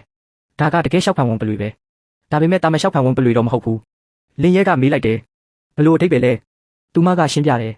တာမန်လျှောက်ဖန်ဝင်ပလွေဆိုရင် S အဆင့်အလားလာထဲမှာအနှိမ့်ဆုံးဆင့်မှာရှိတယ်။သွေးမျိုးရိုးကတာမန်ဖြစ်ပြီးဖွံ့ဖြိုးတိုးတက်နိုင်တဲ့အကန့်အသတ်လည်းနှိမ့်တယ်။ဒါပေမဲ့ဒီကောင်ကမတူဘူး။သူ့ခန္ဓာကိုယ်ထဲမှာတီယန်လောင်ဆိုလိုတာကကောင်းကင်ဝင်ပလွေရဲ့သွေးနည်းနည်းစီးဆင်းနေတယ်။လင်းရဲကအန်အော်ပြီးမေးလိုက်တယ်။ကောင်းကင်ဝင်ပလွေရဲ့သွေးလား။သူမကခေါင်းညိတ်တယ်။အတိအကျပဲ။တီယန်လောင်ဆိုတာရှေးခေတ်ကအလွန်ကြောက်စရာကောင်းပြီးထူးခြားတဲ့တရားဝတ္တမျိုးပဲ။ဒီလျှောက်ဖန်ဝင်ပလွေထဲမှာအဲ့ဒီသွေးမျိုးရိုးကအရန်ပါတယ်။ဒါပေမဲ့ရှေးဟောင်းသွေးမျိုးရိုးဖြစ်တဲ့အတွက်တာမန်လျှောက်ဖန်ဝင်ပလွေထက်အများကြီးပိုတဲ့အလားအလာနဲ့ဖွံ့ဖြိုးတိုးတက်နိုင်တဲ့နေရာကိုပေးထားတယ်။မှန်ကန်စွာမွေးမြူပေးနိုင်ရင်အနာဂတ်မှာပြောင်းပြန်ဆင်းရဲဖြစ်စဉ်ဆိုလိုတာကဘိုးဘေးတွေရဲ့ပုံစံအတိုင်းပြန်လဲဆင်းရဲနိုင်တာတော့မဖြစ်နိုင်ဘူးလို့မပြောနိုင်ဘူး။ဒါပေမဲ့ဒါကဖြစ်နိုင်ခြေတစ်ခုသာဖြစ်တယ်။ဖြစ်နိုင်ခြေကတတောင်းမှာတစ်ခုထက်တောင်နည်းတယ်။ဒါပေမဲ့တကောင်ပဲရွေးရမယ်ဆိုရင်ဒီကောင်ကိုမွေးမြူဖို့စူးစမ်းတာအနည်းငယ်တော့တန်တယ်လို့ထင်တယ်။လင်းရဲကဆုံးဖြတ်ပြီးပြောလိုက်တယ်။ကောင်းပြီ။ဒါဆိုဒီကောင်ပဲ။ဝန်ထမ်းစီသွားပြီးလင်းရဲကပြောလိုက်တယ်။ဒီလျှောက်ဖန်ဝင်ပလွေကိုလိုချင်တယ်။ဝန်ထမ်းကချီကျူးပြီးပြောတယ်။ဆရာအမြင်ကတကယ်ကောင်းပါတယ်။လျှောက်ဖန်ဝင်ပလွေကလေတက်အမျိုးအစားဖြစ်ပြီးတိုက်ခိုက်ရေးမှာအလွန်ကျွမ်းကျင်တဲ့တာရဲတစ်ကောင်ပါ။ S အဆင့်အလားအလာရှိတဲ့တာရဲတွေထဲမှာတော့တော်တော်အားကောင်းတယ်လို့သတ်မှတ်ခံထားရပါတယ်။ဒီကောင်ကလက်ရှိမှာဖွံ့ဖြိုးတိုးတက်မှုရဲ့ရွှေရောင်ကာလထဲရောက်နေပါတယ်။အခြေခံစွမ်းရည်တွေအလွန်ခိုင်မာပြီးအဆင့်တူတာရဲတွေရဲ့ပြင်းပြအဆင့်ထက်အတိုင်းအတာတိုင်းမှာပိုကောင်းပါတယ်။ဈေးနှုန်းကနှစ်တင်ကား15သိန်းပါ။လင်းရဲကကက်ကက်ထုတ်ရင်းပြောလိုက်တယ်။ဒီကက်နဲ့ပေးချင်မယ်။ဝန်ထမ်းကအနှဲငယ်အံ့ဩပြီးပြောတယ်။ဒါက S အဆင့်တာရဲလဲရေးကက်ပဲ။ပြီးတော့မေးတယ်။ဆရာဒီလျှောက်ဖန်ဝင်ပလွေကိုပဲတကယ်လဲချင်တာတေချာပါသလား။လင်းရဲကပြက်ပြက်တသားပြန်ဖြေတယ်။တေချာတယ်။ဝန်ထမ်းကသဘောတူပြီးပြောတယ်။ကောင်းပါပြီဆရာ။ခဏဆောင်ပေးပါလုပ်ငန်းစဉ်ကိုအခုပဲပြီးအောင်လုပ်ပေးပါမယ်ခဏကြာပြီးနောက်ဝန်ထမ်းကပြန်လာပြီးပြောတယ်ဆရာဒီမှာခမရဲ့ရှော့ဖန်ဝင်ပလွေပါလင်းရဲကမေးလိုက်တယ်ဒီမှာစာချုပ်ခန်းရှိလားအသုံးပြုခြင်းလို့ပါဝန်ထမ်းကပြောတယ်ဟုတ်ကဲ့ကျွန်တော်တို့ဈေးဝယ်စင်တာမှာအထူးစာချုပ်ခန်းရှိပါတယ်အပြည့်အစုံတက်ဆင်ထားပြီးဖောက်တယ်တွေအတွက်အခမဲ့အသုံးပြုနိုင်ပါတယ်ကျွန်တော်နောက်လိုက်ခဲ့ပါရောက်တဲ့အခါဝန်ထမ်းကပြောတယ်ဆရာဒီနေရာကစာချုပ်ခန်းပါအခုဖွဲ့စည်းပုံကိုအသက်သွင်းပေးနေပါတယ်လုပ်ငန်းစဉ်တစ်ခုလုံးအတွင်းဘယ်သူမှလာနောက်ရှက်မှာမဟုတ်ပါဘူးအကူညီလိုရင်ခေါ်ဆိုခလုတ်ကိုနှိပ်လိုက်ပါလင်းရဲကကျေးဇူးတင်ပြီးပြောလိုက်တယ်ဟုတ်ကဲ့ကျေးဇူးတင်ပါတယ်လုပ်ငန်းစဉ်စတင်တယ်ခဏကြာစူးစမ်းပြီးနောက်စာချုပ်ချုပ်ဆိုမှုအောင်မြင်စွာပြီးဆုံးသွားတယ်လင်းရဲကစိတ်ကျေနပ်စွာပြောလိုက်တယ်ကောင်းတယ်ကလေးနည်းနည်းပဲကြံတော့တယ်ဒီနေ့ကစပြီးမင်းကိုကြွေဖန်လို့ခေါ်မယ်ပြီးတော့ချီကျူးရင်ပြောလိုက်တယ်အရန်ကောင်းတယ်ဒီနေ့ကစပြီးမင်းကငါ့ရဲ့အားကောင်းတဲ့စစ်တေတယောက်ပဲဘိုင်ချူချီကချက်ချင်းလှောင်ပြောင်းလိုက်တယ်တခင်ရှိမှဒီလောက်မြန်မြန်တူးထောက်လိုက်တာပဲသနာစရာခွေးပေါက်လေးပဲကြွေဖန်ကသွားနေငယ်ပြလိုက်တယ်အဲ့ဒါကိုဘိုင်ချူချီကထပ်ပြီးလှောင်ပြောင်းလိုက်တယ်ဟဲခုထိငါ့ကိုသွားပြရဲသေးတာလား လင်းရဲကအလဲကနေဝင်ပြောလိုက်တယ်တော်တော့သူ့ကိုမနှောက်ယှက်နဲ့တခင်မျက်နှာကိုထောက်ထားပြီးဒီတစ်ခါတော့မင်းကိုခွင့်လွှတ်လိုက်မယ်ပြီးတော့ကြွေဖန်ကိုတတိပေးလိုက်တယ်မှတ်ထားဒီအိမ်မှာတခင်ပြီးရင်ငါကအကြီးဆုံးပဲနားလေလားလင်းရဲကပြုံးပြီးပြောလိုက်တယ်နားလေပြီကဲလှုပ်ရှားကိစ္စလည်းပြီးသွားပြီသွားကြစို့အိမ်အစ်စ်သွားကြည့်မယ်ဘိုင်ချူချီကပျော်ရွှင်စွာပြောလိုက်တယ်ဟုတ်တယ်တခင်နဲ့ကျမတို့ရဲ့အိမ်အစ်စ်ကိုသွားကြည့်ကြမယ်လမ်းမှာတီယန်အုပ်စုရဲ့ကိုယ်စားလှယ်တယောက်ရှေ့ထွက်လာပြီးပြောလိုက်တယ်လင်းရဲခမည်းအကြောင်းအများကြီးကြားဘူးပါတယ်ဘာမှမဖြစ်ပါဘူးလင်းစရာစိတ်မပူပါနဲ့ဒီနေ့ကျွန်တော်တီယန်အုပ်စုကိုစားခမည်းနဲ့ပူပေါင်းဆောင်ရွက်ရေးအကြောင်းဆွေးနွေးဖို့လာတာပါလင်းရဲကမေးလိုက်တယ်ဘယ်လိုပူပေါင်းဆောင်ရွက်မှုလဲကိုယ်စားလှယ်ကရှင်းပြတယ်ကိစ္စကအရန်ရိုးရှင်းပါတယ်တီယန်အုပ်စုကလင်းစရာကိုအမြင့်ဆုံးအဆင့်အရင်းမြစ်တွေပေးဖို့ဆန္ဒရှိပါတယ်အဲ့ဒီထဲမှာလစဉ်နဲ့တင်ကားတကူတွေတန်ဖိုးရှိတဲ့ကျင့်ကြံရေးရန်ပုံငွေအထူးလေ့ကျင့်ရေးလေ့ကျင့်ခွင့်နဲ့နီးပြအဖွဲ့ပြီးတော့တီယန်အုပ်စုရဲ့လျှို့ဝှက်နယ်မြေတွေအားလုံးကိုဦးစားပေးဝင်ရောက်ခွင့်တို့ပါဝင်ပါတယ်အပြန်အလှန်အနေနဲ့လင်းစရာကကျွန်တော်တို့နဲ့10နှစ်တာမဟာဗျူဟာမြောက်ပူးပေါင်းဆောင်ရွက်ရေးစာချုပ်တစ်ခုလက်မှတ်ထိုးပေးရုံပါပဲတီယန်အုပ်စုကလင်းစရာရဲ့တိုးတက်မှုအတွက်အပြည့်အဝပံ့ပိုးပေးပါမယ်ဒီသဘောတူညီချက်ကလင်းစရာအတွက်ရာနှုန်းပြည့်အကျိုးရှိတဲ့သဘောတူညီချက်ပါလင်းရဲကစိတ်ထဲမှာတွေးလိုက်တယ်10နှစ်တည်းလားဒါကကိုရောင်းစားလိုက်တာနဲ့မတူဘူးလားဒါကိုလက်မှတ်ထိုးလိုက်ရင်သူတို့လက်ထဲကစစ်တူရင်ရုပ်တရုပ်ပဲဖြစ်သွားလိမ့်မယ်ပြီးတော့ပြက်ပြက်တတညင်းလိုက်တယ်တောင်းပန်ပါတယ်လောလောဆယ်ဘယ်အဖွဲ့အစည်းမှပါဝင်ဖို့ရည်ရွယ်ချက်မရှိသေးပါဘူးကိုယ်စလဲကဖိအားပေးပြီးပြောတယ်လင်းစရာတေချာစဉ်းစားပြီးမှဆုံးဖြတ်တင်ပါတယ်တီယန်အုပ်စုကပေးထားတဲ့စီကံချက်တွေကဒီလုပ်ငန်းနယ်ပယ်မှာအကောင်းဆုံးစီကံချက်တွေပါဒီအခွင့်အရေးကိုလက်လွတ်လိုက်ရင်ဒီလိုအခွင့်အရေးမျိုးနောက်တစ်ချိန်ရတော့မှာမဟုတ်ပါဘူးလင်းရဲကထပ်ပြောလိုက်တယ်ငါပြောပြီးပြီမဟုတ်လားစိတ်မဝင်စားဘူးကိုယ်စလဲကလှောင်ပြောင်တဲ့လေတံနဲ့ပြောတယ်လင်းစရာလူတစ်ယောက်ဟာရေရှည်ကိုကြုံမြင်တက်ရမယ် SSS အဆင့်အလားအလာကရှားပါတယ်ဆိုပေမဲ့လုံလောက်တဲ့အရင်းမြစ်အကူအညီမရှိရင်ခဏတာတောက်ပါပြီးပျောက်ကွယ်သွားတဲ့အလင်းတစားပဲဖြစ်သွားလိမ့်မယ်တီယန်အုပ်စုကခမ ्या ကိုပေးနိုင်တာကိုတခြားဘသူမှပေးနိုင်မှာမဟုတ်ဘူးဘိုင်ချူချီကဒေါသတကြီးရှေ့ထွက်လာပြီးမေးလိုက်တယ်မင်းကဘသူမို့လို့ငါတခင်ကိုချင်းချောက်ရဲတာလဲကိုယ်စလဲကအန်အော်ပြီးမေးတယ်မင်းကအသွင်ပြောင်းနိုင်တဲ့ကိုယ်တိုင်စာချုပ်ချုပ်ထားတဲ့တားရဲဆိုတာလားကောလာဟာလာတွေထဲမှာကြားဘူးတယ်တကယ်ကိုအရန်လာတာပဲဒါပေမဲ့စိတ်နေစိတ်ထားကနည်းနည်းရိုင်းလွန်းတာတော့နှမျောစရာပဲဘိုင်ချူချီကစိတ်ဆိုးပြီးပြောလိုက်တယ်ဒီထက်ပိုရိုင်းတဲ့အရာတစ်ခုကျမစီမှာရှိသေးတယ်စမ်းကြည့်မလားကိုယ်စလဲကတုံဆိုင်ပြီးမေးလိုက်တယ်ဘာလဲတတိမရှိဘူးလားဆက်ပြောလေငါနားထောင်နေတယ်ဘိုင်ချူချီကပို့ပြီးပြင်းပြင်းထန်ထန်ပြောလိုက်တယ်ဒီလောက်တတိပဲရှိပြီးငါတခင်ကိုချင်းချောက်ဖို့လာရဲတယ်ပေါ့ကိုယ်စလဲကကြောက်ပြီးနောက်ဆုတ်ရင်ပြောလိုက်တယ်ကျွန်တော်တို့သွားပါပြီအဲ့ဒီနောက်ထွက်ပြေးသွားတယ်ဘိုင်ချူချီကစိတ်ကျေနပ်စွာပြောလိုက်တယ်ဒီလောက်တတိလေးနဲ့ငါတခင်ကိုချင်းချောက်နေတယ်ဒီတခါတော့တီယန်ချန်အုပ်စုကိုလုံးဝစိတ်ဆိုးအောင်လုပ်လိုက်မိပြီလင်းရဲကစိုးရိမ်စွာစိတ်ထဲမှာတွေးလိုက်တယ်သူတို့ကတခင်ကိုဒုက္ခပေးဖို့ကြိုးစားလာရင်အားလုံးကိုကျမရှင်းပြမယ်ကဲအိမ်အစ်စ်သွားကြည့်ကြမယ်ဆရာလူကသူတို့ကိုရှင်းပြရင်ပြောလိုက်တယ်လင်းဆရာဝိုက်မစ္စရောက်လာပါပြီဒါကခမရဲ့အိမ်တစ်ပါ1080နံပါတ်အပေါ်ဆုံးထက်နှစ်ထပ်အိမ်ပါကောင်းကင်ဥယျာဉ်နဲ့ကိုပိုင်သားရဲ့ရေကူးကန်လဲပါပါတယ်ဒီမှာတော့နဲ့ဝင်ခွင့်ကပ်ပါလင်းရဲကပြောလိုက်တယ်စူးစမ်းပေးတာကျေးဇူးတင်ပါတယ်ဆရာလူဘိုင်ချူချီကပျော်ရွှင်စွာပြောလိုက်တယ်တခင်မြန်သွားရအောင်အပေါ်တက်ပြီးကြည့်ကြမယ်အိမ်ကိုမြင်လိုက်တာနဲ့သူမကပျော်ရွှင်စွာပြောလိုက်တယ်တခင်ကျမဒီအိမ်ကိုအရန်ကြိုက်တယ်ဒီနေ့ကစပြီးဒါကကျမတို့ရဲ့အိမ်တစ်ပဲလင်းရဲကပြုံးပြီးပြောလိုက်တယ်မင်းကြိုက်ရင်ကောင်းတာပေါ့လိုချင်ရင်ဒီကိုမကြာခဏလာနေလို့ရတယ်သူမကစိတ်လှုပ်ရှားစွာဆက်ပြောတယ်တခင်အိမ်အစ်စ်ကိုရောက်လာတာအထိမ်းအမှတ်အနေနဲ့ထူးထူးခြားခြားတစ်ခုခုမလုပ်သင့်ဘူးလားလင်းရဲကတတိထားပြီးမေးလိုက်တယ်မင်းမလုပ်ချင်လို့လဲသူမကတိုက်ရိုက်မေးလိုက်တယ်တခင်ပြောပါဦးကျမတို့ကလေးဘယ်နှယောက်ရှိတယ်လဲလင်းရဲကအန်အော်ပြီးမေးလိုက်တယ်ကလေးလားမင်းတကယ်ပြောနေတာလားသူမကအလေးနဲ့ပြန်ဖြေတယ်တကယ်ပြောနေတာပါကျမကတခင်ရဲ့အနီးကပ်ဆုံးအဖို့ပါကျမတို့ရဲ့ဝိညာဉ်တွေကတစ်ခုနဲ့တစ်ခုချိတ်ဆက်နေကြတော့ကျမတို့ရဲ့အတူတကွကလေးတွေလည်းရှိနိုင်တာပေါ့ပြီးတော့တခင်ရဲ့ထူးခြားတဲ့ကိုယ်ခန္ဓာနဲ့ကျမရဲ့အမိကိုချောင်းနက်မြေခွေးသွေးမျိုးရိုးကိုကြည့်မယ်ဆိုရင်ကလေးတွေကအရန်ထူးခြားမှတေးချတယ်သားလေးဆိုတခင်လိုချောပြီးထက်မြက်မယ်သမီးလေးဆိုကျမလိုလှပမယ်မင်းကဒီလောက်အဝေးကြီးကိုစဉ်းစားနေပြီသူမကအပြစ်ကင်းစွာပြောလိုက်တယ်ဘယ်မှာအဝေးကြီးလဲကျမတော့အရန်နီးတယ်လို့ထင်တယ်အချိန်မကြာခင်တကယ်ဖြစ်လာနိုင်တယ်လေလင်းရက်ကစိတ်ထဲမှာပင်မနှွမ်းနေစွာတွေးလိုက်တယ်ဒီမိန်းကလေးကိုကူးစရာနီးလမ်းမရှိတော့ဘူးနောက်တစ်နေ့မှာလင်းရက်ကတယောက်တည်းယူဖန်6ကန်းပါရဲ့ဝင်ပေါက်ကိုရောက်လာတယ်အဲ့ဒီမှာလူတစ်ယောက်ကလှမ်းခေါ်လိုက်တယ်ဟေးညီလေးတစ်ယောက်တည်းလားကြည့်ရတာဒီကိုပထမဆုံးလာတာနဲ့တူတယ်ယူဖန်6ကန်းပါထဲမှာငါတို့နဲ့အဖွဲဖွဲပြီးမဝင်ဘူးလားငါတို့အဖွဲမှာနေရာတနေရာတောင်လွတ်နေတယ်လင်းရဲကရင်ကျေးစွာညင်းလိုက်တယ်မလိုပါဘူးကျွန်တော်တယောက်တည်းနေရတာအသားကျနေပါပြီအဲ့ဒီလူကတတိပေးလိုက်တယ်ညီလေးနောက်နေတာတော့မဟုတ်ဘူးမလားယူဖန်6ကန်းပါကဒီအဆင့်လှုပ်ဝက်နေပြီတခုပါအထဲမှာရှိတဲ့တရဝါတွေကအယုတ်တွေမဟုတ်ဘူး6ကန်းပါရဲ့အတွင်းပိုင်းမှာပြောင်းလဲမျိုးဆက်ထားတဲ့လေမုန်တိုင်းငွေငကားတောင်ရှိတယ်သူ့ရဲ့အင်အားကတတိယအဆင့်နီးပါးရှိတယ်လို့သတ်မှတ်ထားတယ်တယောက်တည်းအထဲဝင်သွားတာတေချင်းကိုဖိတ်ခေါ်တာနဲ့တူတယ်လင်းရဲကကျေးဇူးတင်ပြီးပြောလိုက်တယ်တတိပေးတာကျေးဇူးတင်ပါတယ်ဒါပေမဲ့ကျွန်တော်အကန့်အသတ်ကိုကျွန်တော်သိပါတယ်အဲ့ဒီလူကလက်လျှော့ပြီးပြောလိုက်တယ်ကောင်းပြီမင်းကိုယ်တိုင်အခမဲ့အနေရယူခြင်းနဲ့ဆိုရင်ငါမတားတော့ဘူးနောက်မှငါမတတိပေးဘူးလို့လာမကြီးနဲ့ပြီးတော့တိုးတိုးပြောလိုက်တယ်ကို့အကန့်အသတ်ကိုတော့မသိနားမလဲတဲ့လူငယ်တယောက်ထပ်လာပြန်ပြီဘိုင်ချူချီကစိတ်ဆိုးပြီးပြောလိုက်တယ်တခင်ဒီလူကအရန်စိတ်ပြက်စရာကောင်းတယ်လိုချင်ရင်ကျမသူ့ကိုနည်းနည်းသင်ခန်းစာပေးလိုက်မယ် လင်းရဲကညင်းလိုက်တယ်မလို့အပ်တဲ့ပြဿနာတွေမရှာနဲ့ငါတို့ဒီကိုအတွေ့အကြုံရဖို့လာတာရန်ဖြစ်ဖို့လာတာမဟုတ်ဘူးသူမကသဘောတူလိုက်တယ်ကောင်းပါပြီလောလောဆယ်တော့သူ့ကိုထားလိုက်မယ်ကောင်တာကိုရောက်တဲ့အခါလင်းရဲကပြောလိုက်တယ်ယူဖန်6ကမ်းပါလက်မှတ်တစ်စောင်လိုချင်တယ်ဝန်ထမ်းကပြောတယ်လက်မှတ်ကနှစ်တင်းကား900ပါငွေပေးပြီးတဲ့နောက်ဝန်ထမ်းကဆက်ပြောတယ်ဒီမှာခွင့်ပြုချက်ကပါဝင်ပေါက်ကဝန်ထမ်းကိုပေးလိုက်ပါဒါဆိုအထဲဝင်လို့ရပါပြီတတိထားရမှာကလျှို့ဝှက်နယ်မြေအတွင်းမှာဆက်သွယ်ရေးအချက်ပြစနစ်ပဲတစ်ခုမှအလုံးမလုံးပါဘူးအန်ဒီရရှိလာရင်ကယ်ဆယ်ရေးတူကင်ကိုချိုးနိုင်ပါတယ်ကင်းလက်အဖွဲ့ကအကူအညီပေးဖို့လာပါလိမ့်မယ်ကယ်ဆယ်ရေးတစ်ကြိမ်ရဲ့အခကြေးငွေကအနည်းဆုံး2တင်းကား3သိန်းကစပါတယ်စစ်ဆေးမှုပြီးဆုံးတဲ့အခါဝန်ထမ်းကပြောတယ်စစ်ဆေးမှုပြီးပါပြီအခုအထဲဝင်လို့ရပါပြီအထဲဝင်လိုက်တာနဲ့လုံခြုံတဲ့နေရာတစ်ခုစီကိုကြာပန်းတယ်လီပို့လုပ်ပေးပါလိမ့်မယ်အဖွဲ့နဲ့အတူတူတွာလာဖို့အကြံပြုပါတယ်ဒီ area ရဲ့မြေမျက်နှာတွင်ပြင်ကရှုပ်ထွေးပါတယ်တောရိုင်းတရဝါတွေလည်းအများကြီးရှိပါတယ်မစင်းစားပဲအတွင်းပိုင်းကိုမဝင်ပါနဲ့ကယ်ဆယ်ရေးတူကင်ထဲကိုဝိညာဉ်စွမ်းအားထည့်လိုက်ရင်အနည်းဆုံးထွက်ပေါက်ရဲ့လမ်းကြောင်းကိုပြပေးပါလိမ့်မယ်အန်ဒီယေကိုတွေ့တာနဲ့ချက်ချင်းတူကင်ကိုချိုးပြီးကင်းလက်ဖွဲကိုစောင့်ပါကံကောင်းပါစေအထဲကိုရောက်ချင်းဘိုင်းချူချီကပျော်ရွှင်စွာပြောလိုက်တယ်တခင်ဒီနေရာကအရန်တိတ်ဆိတ်တာပဲကျမတို့ဒိတ်လို့ဖို့အတွက်အရန်တင်တော်တဲ့နေရာပဲအဲ့ဒီအချိန်မှာအဝေးကအတန်တစ်ခုထွက်လာတယ်ရုံနဲ့တူတဲ့တရဝါချိုးကရုတ်တရက်တိုက်ခိုက်လာကြတယ်ဘိုင်းချူချီကစိတ်တူပြီးပြောလိုက်တယ်ဒီအယူတွေကိုကြည်စမ်းပါဦးလင်းရဲကအမိတ်ပေးလိုက်တယ်ကျွေဖန်မင်းရှင်းလိုက်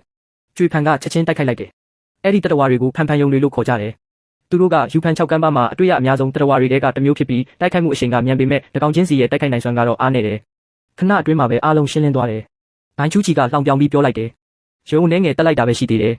ဒီလောက်တောင်အထင်ကြီးနေတယ်ပြီးတော့တိုးတိုးလေးပြောလိုက်တယ်ငါ့ကိုပြောရင်တစ်ချက်ကြည့်ုံနဲ့ဒီကောင်တွေအားလုံးပြဖြစ်သွားမှာ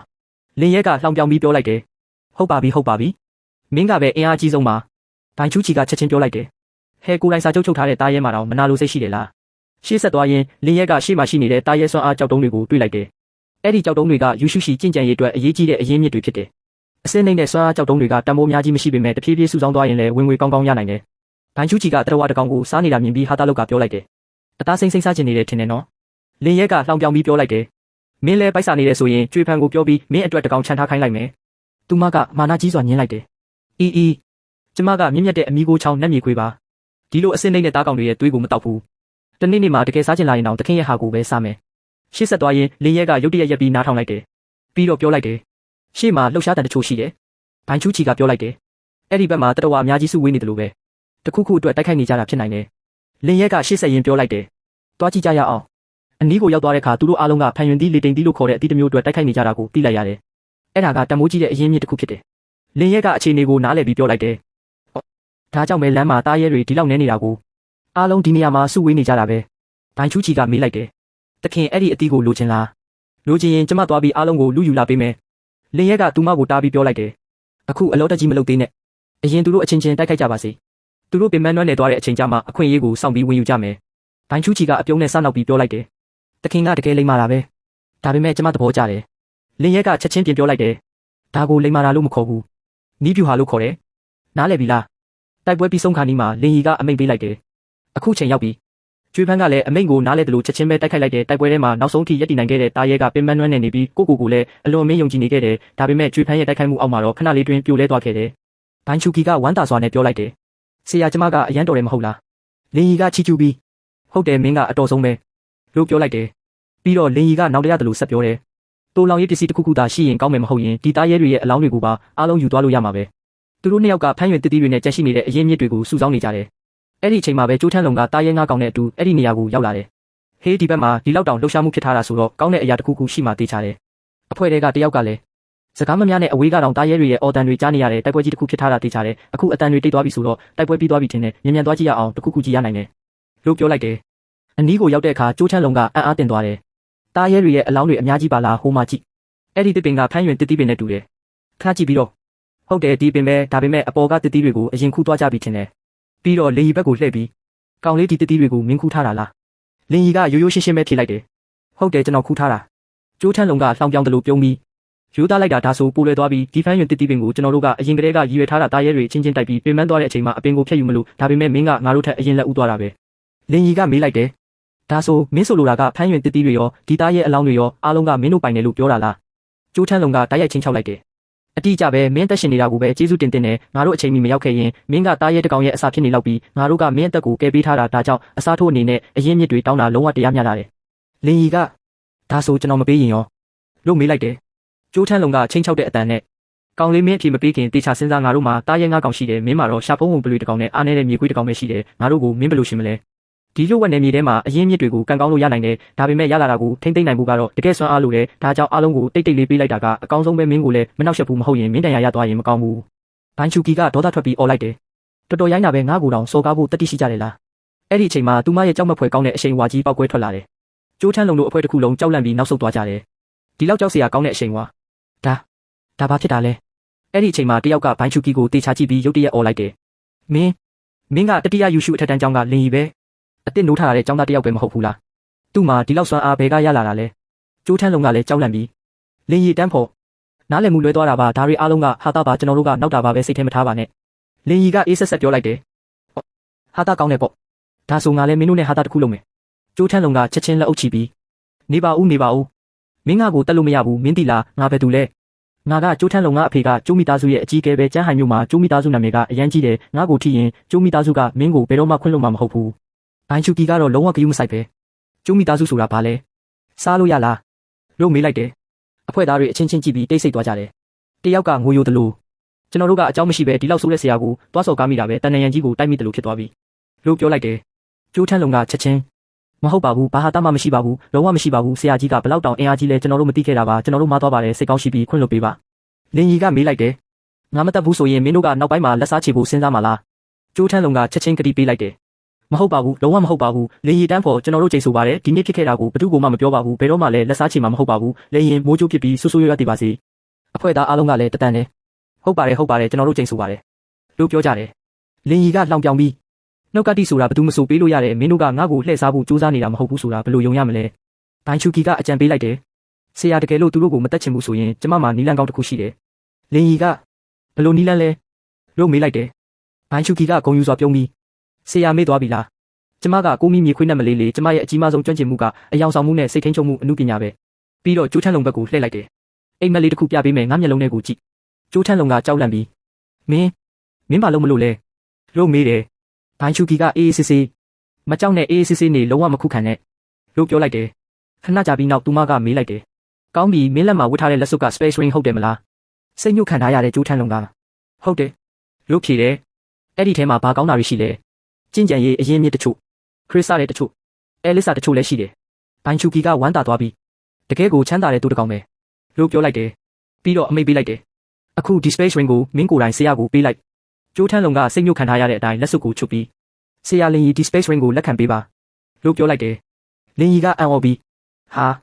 ာမကြသေးခင်ကပဲတူလောင်ရေးပစ္စည်းမရှိလို့စိတ်မကောင်းဖြစ်နေခဲ့တာအခုတော့ကိုယ့်စီကိုကိုယ်တိုင်ရောက်လာပြီပဲဘိုင်ချူကီကရဲပြီးဆရာဒီဟာကတိုက်ရိုက်ပဲဆရာရှိကိုလာပေးတာယူလိုက်ပါလင်ကြီးကနည်းနည်းတွတ်ဆုပ်ပြီးပြဿနာတစ်ခုခုမဖြစ်ဘူးလားလို့မေးတယ်ဘိုင်ချူကီကယုံကြည်ချက်ရှိစိတ်ချပါဆရာခဏကြာရင်သူတို့အားလုံးဒီအကြောင်းကိုမေ့သွားပါလိမ့်မယ်လို့ဖြေတယ် space ring ထဲကအရင်းမြစ်တွေကိုစစ်ကြည့်ရင်ဘိုင်ချူကီကဒီမှာကြင်ကြံရေးနီးလန်းတောင်ပါတယ်ဒီကျိုးထန်းလုံးကတကယ်ကိုကန်ကောင်းတဲ့ကောင်ပဲဒီလောက်တန်မိုးရှိတဲ့လက်ဆောင်ကြီးကိုပေးသွားတယ်ပြီးတော့ကျန်တဲ့သူတွေကိုလှည့်ကြည့်ပြီးမင်းတို့မှာရောတူလောင်ရေးပစ္စည်းရှိလားသူတို့အားလုံးကစိတ်ညှို့ခံထားရတဲ့အတိုင်းမရှိပါဘူးလို့ဖြေကြတယ်ဘိုင်ချူကီကလှောင်ပြောင်ပြီးတကယ်ကိုဆင်းရဲတဲ့သူတွေကြီးပဲပြီးတော့ကောင်းပြီဒီလောက်ဆိုလုံလောက်ပြီးထက်ညစ်လဲဘာမှထွက်တော့မှာမဟုတ်ဘူးလို့ပြောပြီးသူတို့ရဲ့မှတ်ဉာဏ်ကိုစိတ်ညှို့လိုက်တယ်အခုဖြစ်ခဲ့တဲ့များအားလုံးကိုမေးလိုက်မင်းတို့ငါတို့ကိုဘယ်တော့မှမတွေ့ဘူးမင်းတို့ရဲ့တားရဲတွေကတောရိုင်းသားရဲအုပ်တအုပ်နဲ့တိုက်ခိုက်ရင်ဒဏ်ရာရခဲ့တယ်နားလေလားသူတို့အားလုံးကနားလေပါပြီလို့တတန်နဲ့ဖြေကြတယ်ဘိုင်ချူကီကကျင်းနဲ့စွာအရန်ကောင်းတယ်ဆရာဒီကနေထွက်ကြရအောင်လို့ပြောတယ်လင်ကြီးကမေးလိုက်တယ်ဒီလောက်နဲ့ပဲလားသူတို့တကယ်အားလုံးမေးသွားမှာလာ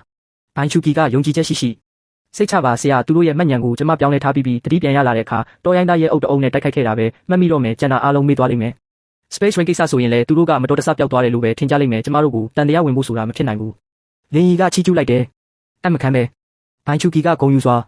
တေးချတာပေါ့ကျမကကိုမိမြေခွေးနဲ့မလေးလေဒါကအသေးစားလဲကွက်လေးတစ်ခုပဲကျမရဲ့စွမ်းအားတွေပြန်ရလာရင်ဒီထက်ပိုပြီးအစွမ်းထက်တဲ့နီလန်းတွေသုံးနိုင်အောင်မယ်ကောင်းပြီအခုတိုက်ပွဲနေရာကိုအမြန်ရှင်းပြီးဒီကနေထွက်ကြရအောင်ခဏကြာပြီးနောက်ကျိုးချမ်းလုံးနဲ့သူ့အဖွဲ့တတိပြန်ရလာကြတယ်တယောက်ကထိတ်လန့်ပြီးဟာငါတို့ဒီကိုဘယ်လိုရောက်လာတာလဲခေါင်းလဲအရမ်းနာတယ်နောက်တယောက်ကငါလဲတေချာမမှတ်မိဘူးနောက်ဆုံးဘာဖြစ်ခဲ့တာလဲငါလဲမမှတ်မိဘူးငါရဲ့ရှင်ကူတော်ဝင်ပလွေဒဏ်ရာအပြင်းထန်ရသွားတာပဲမှတ်မိတယ်အဲ့ဒီနောက်ဘာမှမမှတ်မိတော့ဘူးကျိုးထန်းလုံးကသူ့တာရဲကိုကြည့်ပြီးအံ့ဩသွားတယ်ဟာငါမြေဝန်ကဘယ်လိုလုပ်ဒီလောက်တောင်ဒဏ်ရာရသွားတာလဲနောက်တစ်ယောက်ကငါဟာလဲငါ frost wall လဲဒီလိုပဲအားလုံးကဖြစ်ရက်ကိုနားမလည်နိုင်ပဲတယောက်ကိုတယောက်ကြည့်နေကြတယ်ရုတ်တရက်ကျိုးထန်းလုံးကထိတ်လန့်ပြီးနေဦးငါ space ring ပဲရောက်သွားတာလဲ တယောက်ကအံ့ဩပြီးဟာမင်းလက်စွပ်ပြောင်းနေပြီကျိုးချမ်းလုံကစိတ်ပူသွားပြီးငါတို့တတိလစ်နေတော့တယောက်ကငါလက်စွပ်ကိုခိုးသွားတာဖြစ်မယ်ဒါပေမဲ့ဘယ်တခိုးသွားတာလဲငါတို့ဘာမှမမှတ်မိဘူးတယောက်ကပြန်ပြောတယ်မှတ်မိနေရင်တော့ခိုးခံရတယ်လို့ပဲပြောမလဲကျိုးချမ်းလုံကစိတ်ပြက်စွာအဲ့ဒီကောင်မစွမ်းတဲ့ပစ္စည်းကိုအခုဘယ်လိုပြန်ရှာရမလဲတို့ပြောရင်အားလုံးကလောလောဆယ်အိမ်ပြန်ပြီးဒဏ်ရာရထားတဲ့တာရဲတွေကိုကုသဖို့ဆုံးဖြတ်လိုက်ကြတယ်မှတ်ဉာဏ်ပြန်ကောင်းလာမလားဆိုတာလဲဝိညာဉ်စွမ်းအားပြန်လဲကောင်းမွန်လာတဲ့အထိစောင့်ကြည့်ဖို့ဆုံးဖြတ်ကြတယ်အိမ်ပြန်ရောက်တော့လေရီက Space Ring ထဲကပစ္စည်းတွေကိုစစ်ကြည့်ရင်အံ့ဩသွားတယ်ဒါကပေးဝန်တန်းဒါကနင်းရှန်တန်းဒါကရှူလင်းဒါတွေကတာရဲတွေ evolution ဖြစ်ဖို့ကူညီပေးနိုင်တဲ့အရန်ကောင်းတဲ့ပစ္စည်းတွေပဲဈေးကွက်မှာဆိုရင်ဒီပစ္စည်းတွေကအနည်းဆုံး350ကျော်လောက်တန်တယ်အကျန်းဖြင့်တွက်ကြည့်ပြီး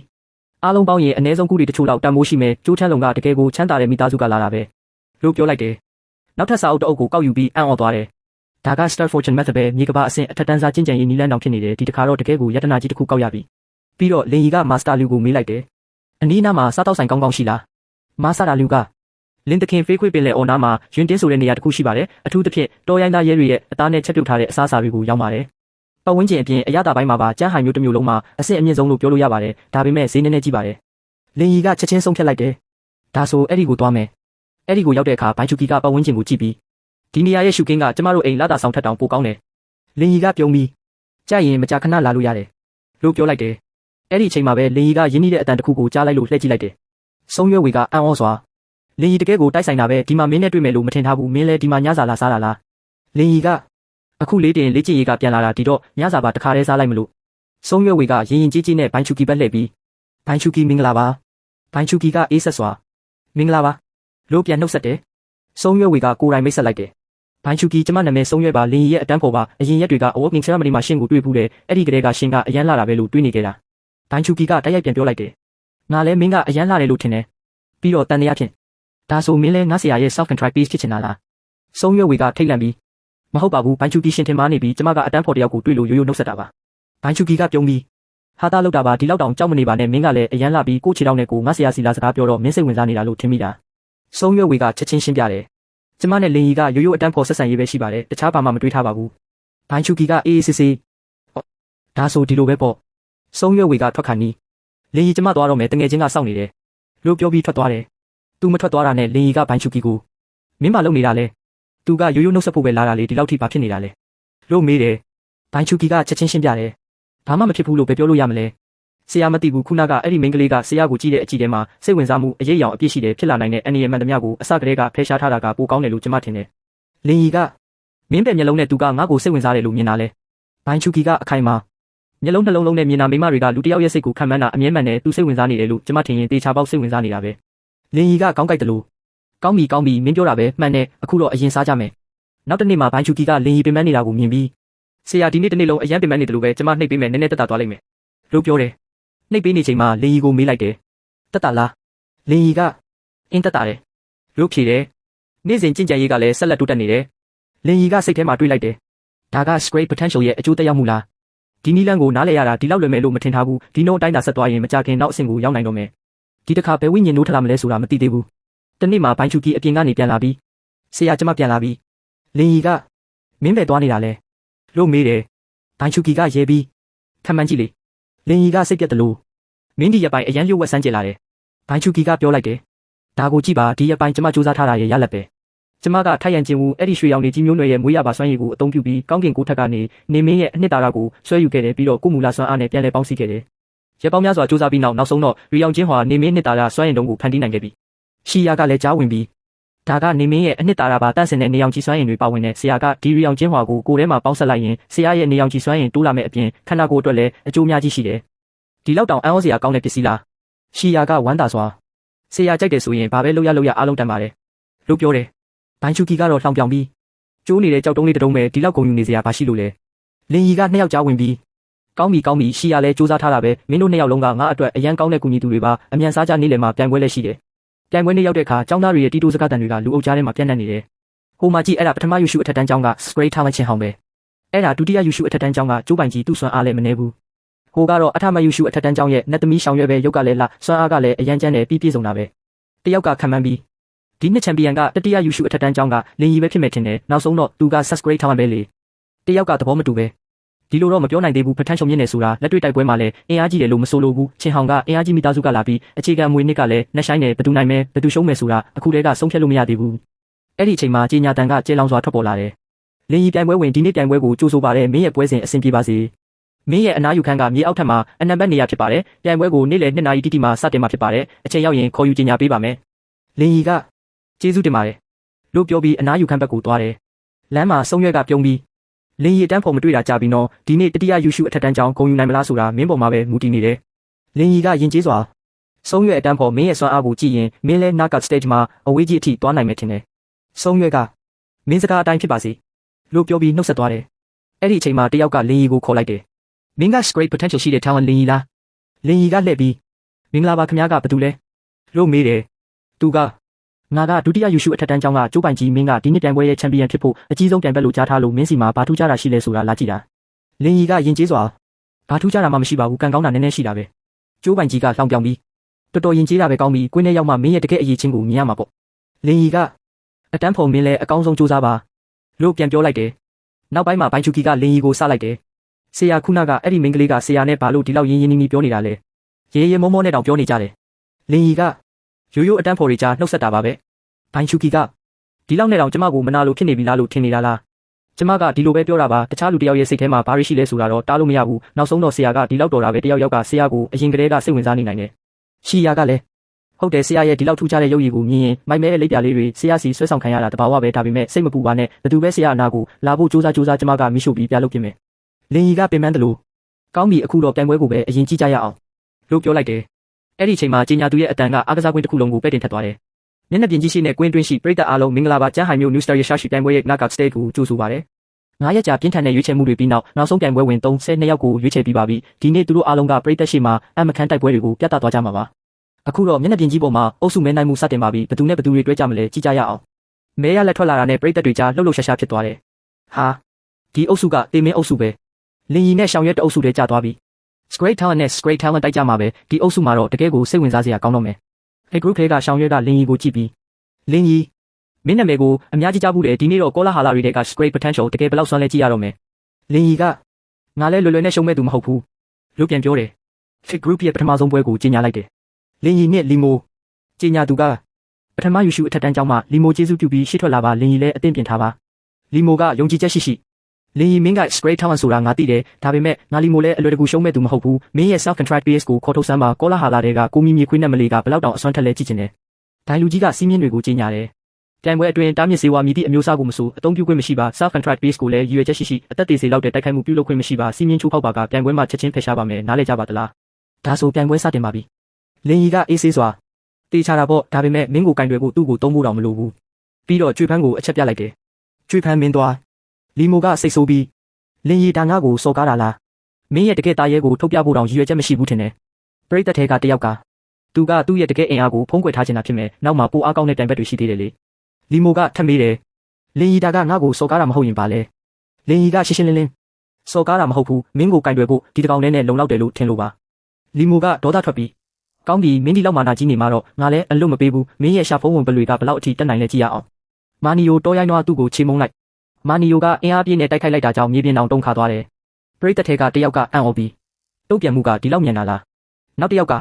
ဒီရှာဖုံးဝင်ပလွေလေးရဲ့အမြန်နှုန်းကအံ့ဩစရာပဲမာနီယိုရဲ့ဒီလောက်ကြီးမားတဲ့တိုက်ခိုက်မှုကိုတောင်ဒီလောက်လွယ်လွယ်နဲ့ရှောင်လိုက်တယ်ဒါက Great potential ရရှိရှိရဲ့တကယ်ဆွမ်းအားလားဒိုင်လူကြီးရဲ့အတန်ထွက်လာတယ်စိတ် group ရဲ့ပထမဆုံးပွဲအနိုင်ရသူကလင်းရီပရိသတ်တွေကြားအံ့ဩတန်တွေပြန့်နှံ့သွားတယ်နိုင်သွားပြီဒီလောက်လွယ်လွယ်နဲ့နိုင်သွားတာလားပွဲတစ်လျှောက်လုံးတစ်ဖက်ထဲကလွှမ်းမိုးထားတာပဲဒီလိုနဲ့လင်းရီကသူ့ရဲ့ပထမဆုံးပွဲမှာလုံးဝအသာစီးရပြီးတစ်ဖက်သက်အနိုင်နဲ့အောင်မြင်သွားခဲ့တယ်ဒါပေမဲ့တကယ်တိုင်ပွဲတွေကတော့အခုမှစမှာပါ Great talent ရှောင်ရွက်နဲ့သူရင်ဆိုင်ရမယ့်ပွဲကမရောက်သေးတယ်လို့လင်းရီရဲ့ကိုယ်ထဲမှာအိပ်ပျော်နေတဲ့ကြံဝိညာဉ်ခုနှစ်ခုကလည်းဘဲချိန်မဆိုနိုးထလာနိုင်ပါတယ်နောက်ပိုင်းမှာဘာတွေဖြစ်လာမလဲအဲ့ဒီဝိညာဉ်ခုနှစ်ခုရဲ့လှုပ်ဝက်ချက်ကဘာလဲဆိုတာကိုတော့နောက်ပိုင်းမှာဆက်လက်တွေ့ရမှာပါဘာကြောင့်လဲဆိုတော့ရှောင်ရွက်နဲ့လင်းရီတို့ရဲ့အကြီးအကျယ်တိုက်ပွဲနဲ့လင်းရီရဲ့ကြံဝိညာဉ်ခုနှစ်ခုရဲ့လှုပ်ဝက်ချက်ကိုနောက်ပိုင်းမှာဖော်ထုတ်သွားမှာဖြစ်လို့ပါ season 2ရှိပါတယ်အားပေးတာများရင်ဆက်လက်တင်ပေးပါမယ်ခင်ဗျအားလုံးပဲ bye bye